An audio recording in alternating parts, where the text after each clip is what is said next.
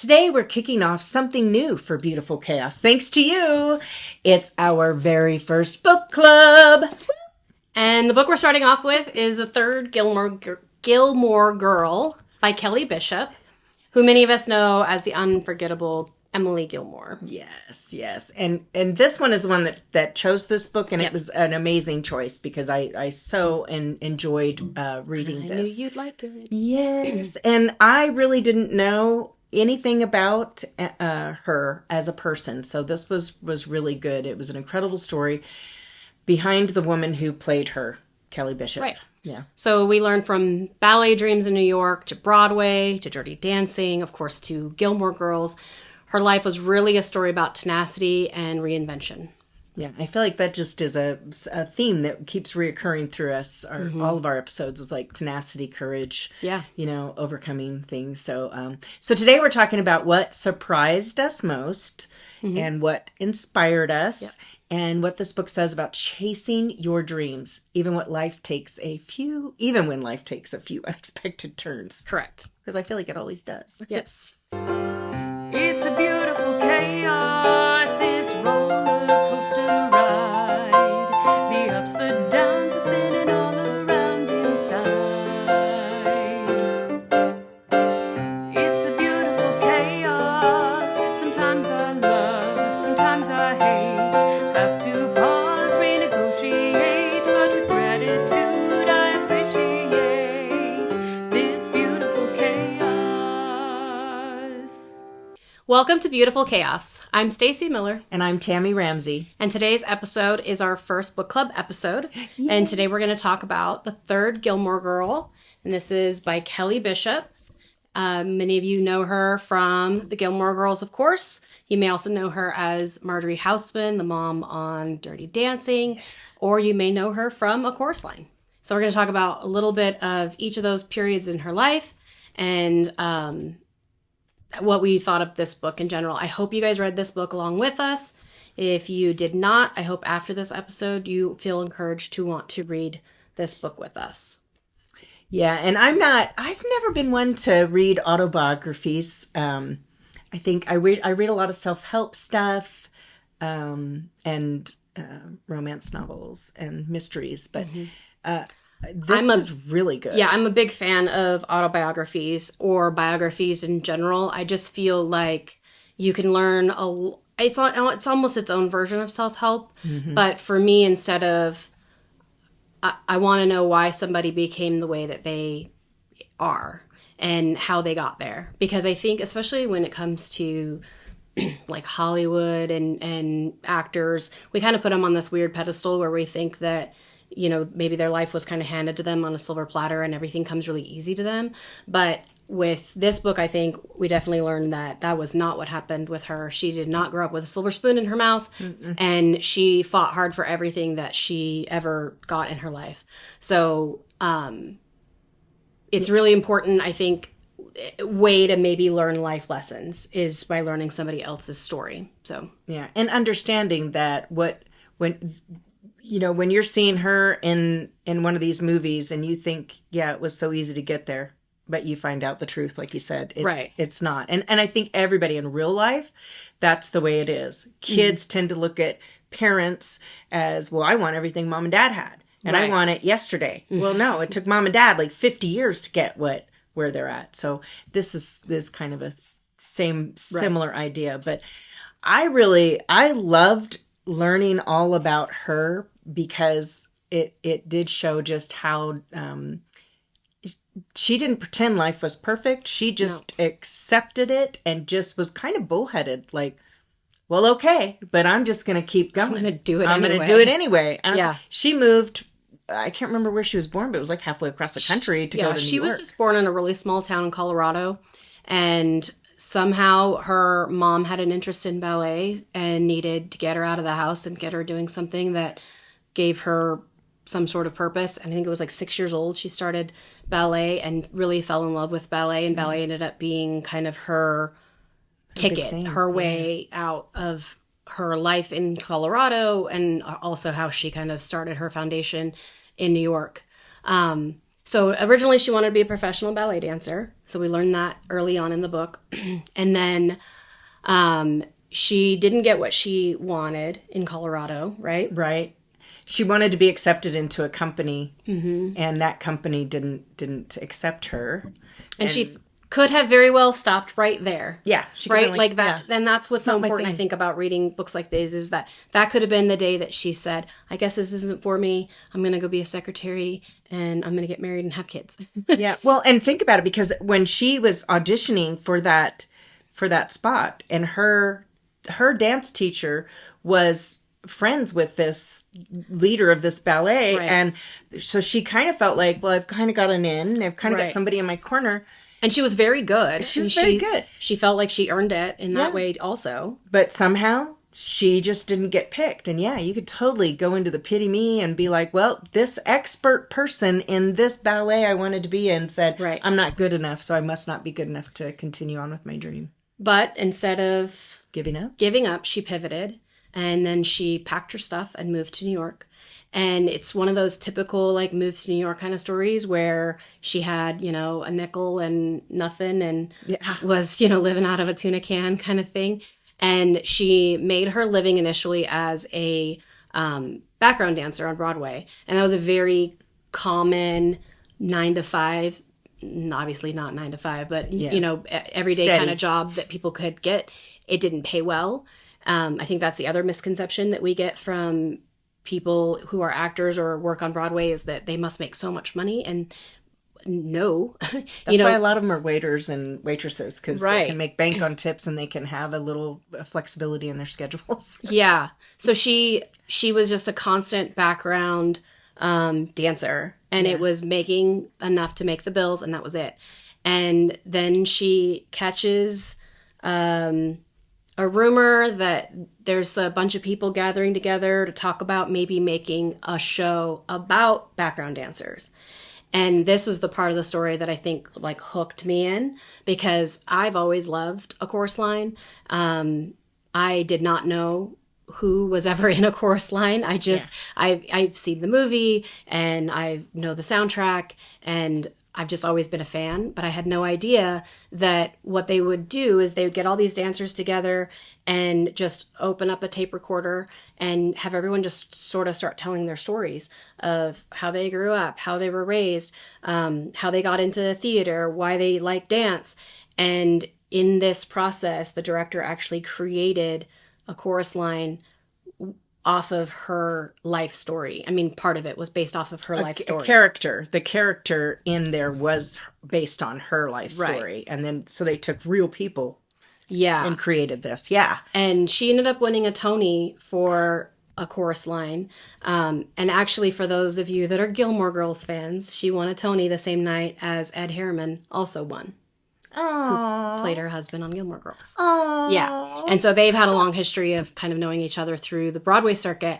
But, you know, the story of A Chorus Line is amazing. While I was reading this book, they were actually doing the 60th anniversary of A Chorus Line, I believe it was. And so there was a lot of people who went and did a one-night show. It was not televised, and I was very angry. So I only saw like little bits and pieces on like TikToks and YouTubes and things like that. But she was up there, and in her ripe old age of none of my business was dancing on stage with a bunch of young people that were reviving Chorus Line, and it was amazing. So yeah, Chorus Line was a huge pivotal part of her life, but again, was not her claim to fame. It did not make her a huge Broadway star that went off and starred in a bunch more Broadway plays. It did not land her in the next big giant role in the next big movie or TV show. She was a struggling working actor. She's still a struggling working actor, if I want to give away the end of the book. I mean, nothing was ever handed to her. Right. And I think the overall theme to this whole book is that, you know, sometimes you start off with one dream, but it isn't the real dream that you should be chasing. It changes. Like life changes and your goals change and the things that you change. But one thing that didn't change is her tenacity and her hard work and her work ethic. Right. To become whatever it was. Like if it was thrown at her, you know, if she had an opportunity, and she'd go for it. She gave it 150%. Like she was like all in and then some. And so. And I think she was nervous. Her comfort zone was dancing. Yeah. And so when they told her that she was going to get this part and it would require her to sing a song, not just sing, sing on Broadway and sing on Broadway about the not abusive to her, but abusive father and rough upbringing that she had, and put her whole heart and soul. And, she always thought of herself as not a good singer. She always thought of herself as not very pretty, which I think is wild. And she still put herself out there. And I think about you. Where the first time we had you singing in a show at the Little Theater, she was a nervous wreck, and she was taking singing lessons constantly, and she'd come in and was really hard on herself all the time about, I shouldn't be doing this. I don't know if I'm comfortable singing. Did I sound okay? Did that sound okay? Should I try it again? Should I do it different? No confidence. None at all. And then however many years later, she's singing lead in a band or singing karaoke or singing at a birthday party, and is just perfectly comfortable like lead singing anywhere. But it took a lot to build that same courage. Right. And that is the same with her. And it's funny because I think that thought of not being able to do something comes from the same spot. Her mother told her she wasn't very pretty. Mm-hmm. Her mother told her, her looks weren't going to get her anywhere. Nope. And she had no support that she was a singer ever. Like no one, and that was, my grandmother was like, you're tone deaf. There's something wrong and I can't even fix it. And because she was a soprano and she was just naturally gifted. She could play any instrument, like all those things. Mm-hmm. So sometimes it's somebody that kind of puts you down, but you have to go, no, I'm going to fight this and I'm going to do the opposite of what they're saying. Like, don't tell me I can't sing. I'm going to step outside my comfort zone, be scared to death to do it, but I'm going to do it. Right. Yeah. So I feel like that is the same as her. And that's huge. And she did amazing. And just like with the acting thing. Yeah. The acting was not something that wasn't on her radar. Was going to do either. Mm-hmm. Again, she didn't have the confidence. She didn't think she was, a pretty movie star.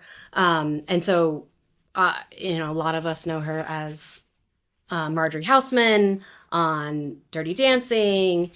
No One Puts Baby in a Corner.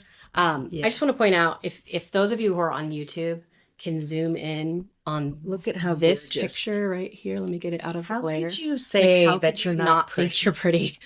She's drop dead gorgeous. She's gorgeous. And I think she was, she did play a very proper housewife that came from old money in Dirty Dancing also.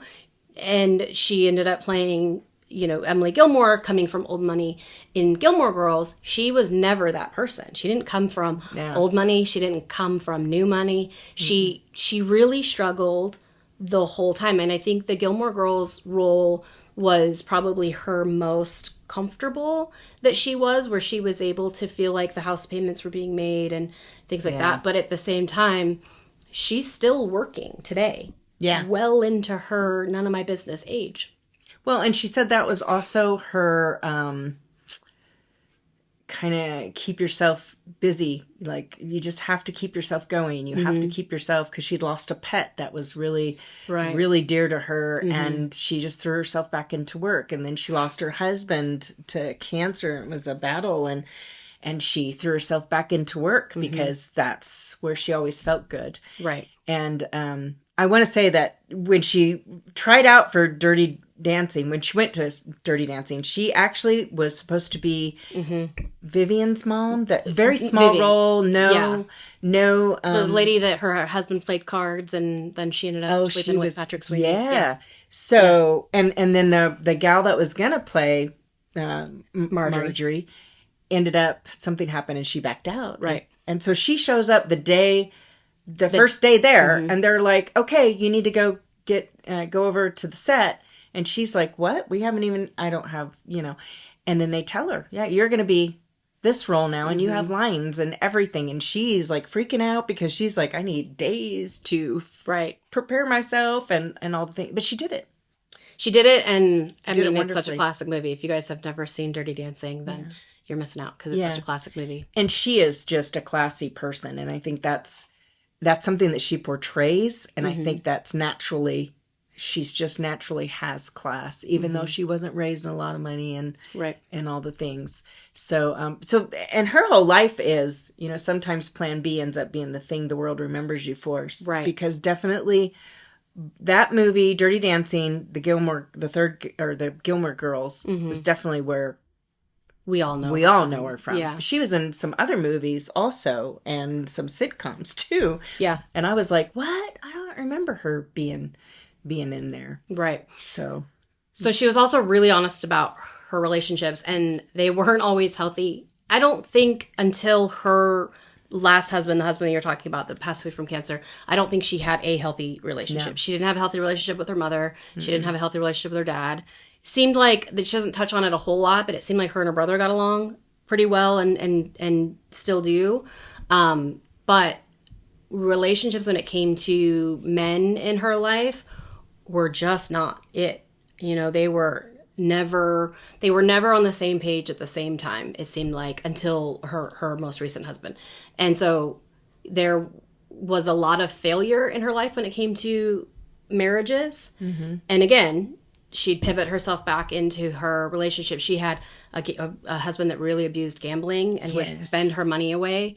And, you know, she was not uber successful to where she was sitting on millions of dollars like we imagine movie stars to be. She was always struggling, and she was always working for the next paycheck, and he's just blowing it out the window as fast as she could make it. And cheating on her. and the way she put it, if you can imagine this, so her first apartment was like in the ghetto. It's like a closet. It's so teeny tiny. It's nowhere anyone would want to live unless you had to live, right? And then this man comes into her life, and she just had moved up to this nicer apartment that maybe actually had a closet. Right. And you weren't just living in the closet. Right. And it was in a little bit nicer neighborhood and all the things. And then here comes this man, and she actually had an opportunity to, because he actually lived somewhere else before they got married. And then she had gone, and I think that was when she was, I don't know, she was shooting somewhere, on location somewhere. And then he called her and said, should I renew my lease or not? And this was the gambling addict cheater. Right. And she was like, feeling like, well, I've already muffed up one marriage. Maybe I need to be more tenacious and stick in there. And she said, yeah, sure, you can live with me. And she thought to herself immediately after she said that, I wish I still lived in that tiny, trashy apartment, because he wouldn't have wanted to live there. Right. Right.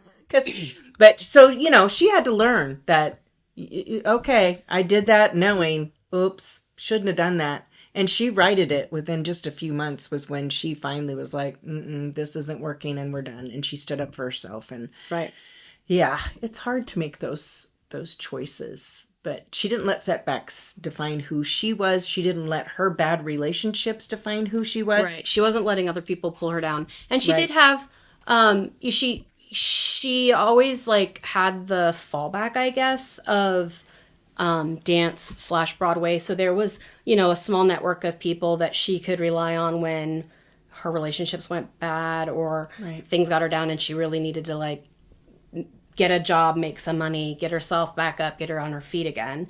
And so it was smart of her to realize that she did have some important people in her life that were always going to be there for her, versus the people that were using her and bringing her down and not building her up. Yeah. So now we're going to talk about the differences between Emily Gilmore and Kelly Bishop, because I think she played the role of Emily Gilmore so well that you would think that maybe she's a lot like Emily Gilmore in real life. And actually she modeled a lot of the idea of Emily after her grandmother, because her grandmother, they were only to refer to her as her first name. They never called her Granny. They never called her Nana. They never had any sort of like nice cuddly relationship with her grandmother. It was always that they refer to her as her first name, and they are prim and proper, and they act appropriate in front of her, and that's it. And so she really took that idea of her grandmother and just like amplified it to make Emily Gilmore out of that person. And she is obviously a far warmer character in real life. Right. And easier to talk to. And it's fun I'm a avid Gilmore rewatcher, so I watch it on repeat pretty regularly. But I think that they're both like strong and tenacious. Yes, that's what I was going to say. That's where I see them. The sameness is the strength and the tenacity. Yeah. And their just ability to just stand up and be who they are. And I will say that she swore in that role, and she wasn't really a swearer. She was not a swearer. And she kind of liked that she could swear. Yeah. In that role. It's like getting to be the best and the worst of yourself and get paid for it. Yeah. I have to talk about one of my favorite lines in Gilmore Girls of hers. When she's fighting with Richard and they're in the basement and he says something about having wine before dinner, I think is how it starts. And she says, well, buy me a boa and fly me to Reno because I am open for business. Oh, he says, only prostitutes have wine before dinner. And she says, buy me a boa and fly me to Reno because I'm open for business. And it was such a great line. And it was fun because her character was supposed to be the prim and proper and the proper wife. Yes. She went to university and she got an education so that she could be an educated wife. Yes. And her job was to support her husband, and her job was to make sure that the parties were planned and that, you know, she managed the house. She managed him in a sense. And then she felt like she failed at raising her child, so she tried to kind of make up for it with Rory. But I think that she brought so much life to that character who could have been just mean and you wouldn't have liked her. Mean and in the background, but she had so many great scenes with Lorelai where she really stood up for why her job in the home was important and that you can't diminish her role because it was still Richard wouldn't be who Richard was if it wasn't for having Emily in the background. Well, and that goes back to our last episode of Women in History, that quiet supporter, because that's, well, she wasn't very quiet, but she was, you know, helped him become everything that he was. And that's what a lot of women in that time period and that when she grew up, that's the way you were expected to be. And the other thing I think is really fun about the Gilmore Girls time frame is that Lauren Graham, who played Lorelai, her mother had passed away before that had ever taken place. And she has said recently that Emily really, or Kelly Bishop really kind of became her surrogate mother. And they really had a great friendship the whole way through and still do. She writes, you know, in part of the book. They go to lunches and coffees and get together. Yeah. Yeah, they're always connected. And then one of the writers, so they had a different set of writers for the last season. So Amy Sherman Palladino, who created it, wrote the first seasons, and she writes the foreword on the book as well. And Amy Sherman Palladino is actually writing a book right now with Lauren Graham, in case anyone wants to know. So another fun fact, and it's going to be kind of a behind-the-scenes tell-all sort of thing about the time that they did the Gilmore Girls. And anyways, in all of that, there's been a lot of talk about how important their relationships were with each other. And so it's fun to see like the bickering of Lorelai and Emily on screen when you know that after that scene was over, they were really pals and really kind of built each other up. And she was her mentor. And then I'm sure that Lorelai was then Rory's mentor. And I know she was, and she helped guide her a lot. That was her first big role. Yeah. That's amazing. Yeah. Yeah. I love that show. I love her character. But I love her as a human after reading this book, because it is like, holy cow, you did not have life easy. It was not you have to scrape and just claw your way to get to where you want to be sometimes. And she is definitely an inspiration for me because, all along, like people are always asking you like, well, when are you retiring? And you're thinking like, everybody, okay, Social Security starts at 67. So I guess, you retire at 65, 67, whatever. But then it's like, well, why? If you're doing what you love to do, like she's doing what she loves to do, if you've still got the memory and the capacity to act and be on camera, like, oh my gosh, I'm so impressed with Hollywood, I guess, in a sense, nowadays, because there isn't an expiration date, because there are a lot of actors out there that are doing movies and they're in their 80s. Yeah. Landman, Bobby Thornton or Billy Bob Thornton is like Sam Elliott. And it's Sam Elliott. And he's still handsome. I don't care what anybody says. He's still handsome. He's still handsome. Yes. Damn men. But the men always look good. But there's also a lot more women producers and women directors in Hollywood. And so that's giving women more of a non-expiration date roles as well, because it used to be that women couldn't have wrinkles. Well, I mean, it still is. Let's face it. But, I mean, we can't have wrinkles. We can't have gray hair. We can't dye our hair. We can't not dye our hair. We can't, the Barbie speech. If those of you who don't know it, look up the Barbie speech. But we can't do anything right. But when you have more women producers and women directors, they're going to continue to find roles for women and keep putting women of all ages, all colors, all backgrounds, all sizes and shapes into roles so that we continually see a representation of our own self or reflection of ourselves on screen. There aren't many Barbie doll-sized people anymore. Yeah, and I just want to make sure that I'm clear that, like, I'm not putting Hollywood on a pedestal. I don't think that Hollywood is the people that we should look up to. No. I think that I'm very careful of the type of people that I want to even try to look up to. I felt really compelled to read this book after I saw a panel discussion with her and Lauren Graham. And they talked about the book a little bit when it first came out. And I thought, she actually doesn't sound like somebody who had it handed to her. Yeah. And so those are the gritty kind of stories that I'm more attracted to.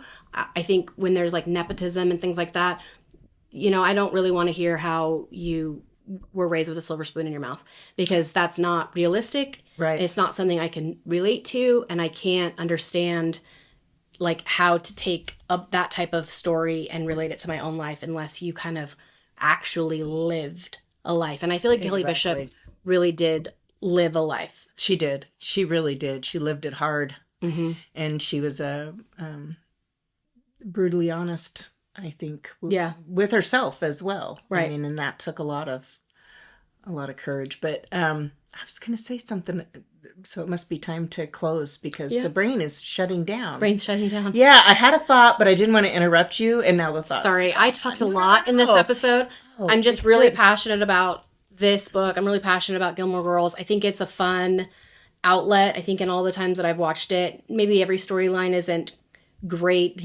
There's not a lot of, they didn't always make the great boyfriend choices. But you can also, when I talked about myself being an observer of people, I think that also when you observe storylines on a show, you can also pinpoint like, there's something you should not do. Exactly. You don't put your first boyfriend on a pedestal and think that Dean's going to be your it forever.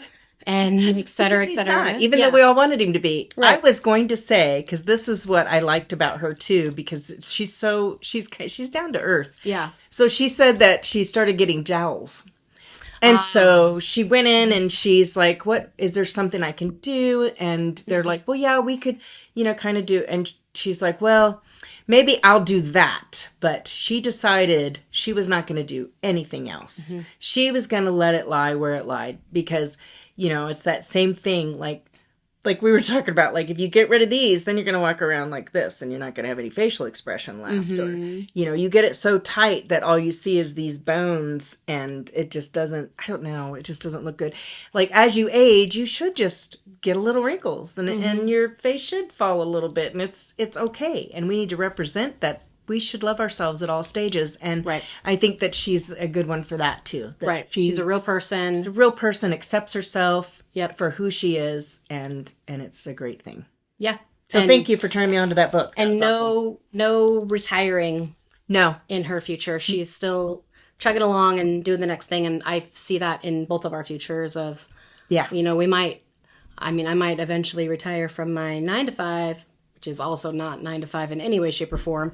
But I will never stop doing all the things that I do. Right. Community stuff and podcast or whatever. Maybe one day you'll spin off and we'll have this podcast and she'll have a murder podcast because she likes murder podcasts. I do. So anyway, I digress. So make sure that you like us on Facebook, share us, like and subscribe if you're watching on YouTube, download us if you're listening on a podcast. Right. If you want to email us, you can do that to beautifulchaos1.buzzsprout.com. And if you have any comments on this book, we encourage you to share them with us. We'd love to chat with you about what you liked or didn't like about this book. But also remember that we're doing a book every quarter. So our next book is called Fat Chance. You can find it on Audible. You can find it on Amazon if you would rather read the hard copy. But start reading that book now so that you can join the conversation with us in a couple of months when it's time for us to talk about that book. And then we'll, as the year progresses, we'll carry on with the next couple of books that we'll have. Right. And I would love to see that people comment. Like, we actually record earlier than when these things are posted. So I put out a little thing on social media stating, hey, we're going to be filming this podcast. If you guys have read the book and want to share anything, go ahead and share in the comments and we'll share that on air. Yeah. I think we're also willing to do this as a Zoom call if we had enough participants. And if people wanted to jump on and share comments, I think that could be a goal that we lean towards too. So without further ado, thanks for joining us and stay empowered.